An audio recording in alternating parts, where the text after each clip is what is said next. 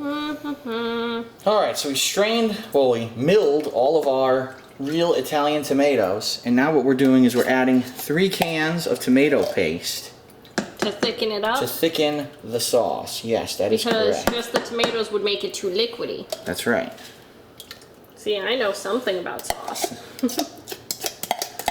We're using Hunt's simply because that's all they have at our local stores. But that is not the one you would normally use back home in Connecticut? No, I believe it was called Contadina, was the one from... Fancy Italian name, basically. Right, but they don't have it out here. It's not out here at all.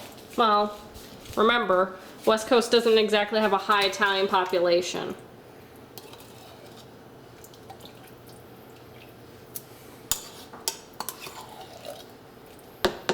Well, I guess they probably do in some areas, depending on where you are. Sounds like the oven's heating up.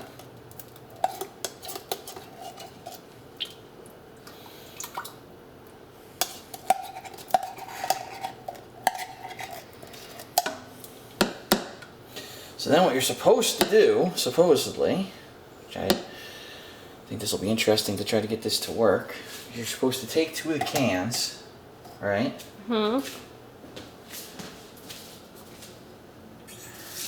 Yeah, hot water.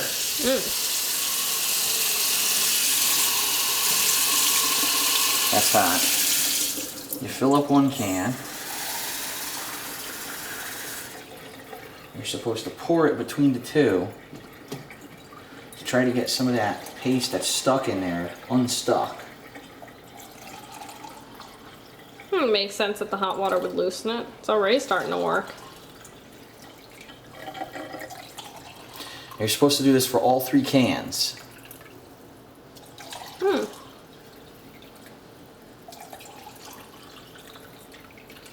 To get the most out of your canned tomato paste. Okay. Sauce.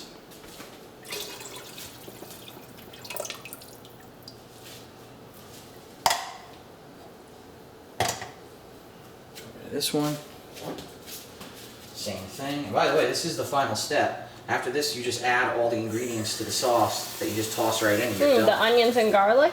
All kinds of stuff, you'll see. And the spices? Does smell good already, and we haven't even added spices. But we're gonna do something a little different from the traditional recipe. We're adding pepper this time. We're gonna add a few things that's a little different from the traditional recipe. I don't recall if I've ever had like well, this isn't technically just a pasta sauce, but I don't recall having a sauce that has red pepper, but it might have just been small amounts. I'm curious to see how this will come out, because I have never had, well, at least it's been advertised, homemade sauce.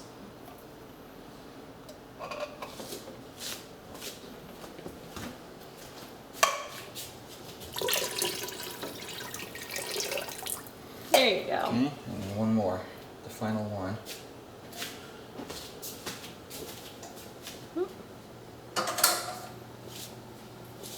That's a nice red color.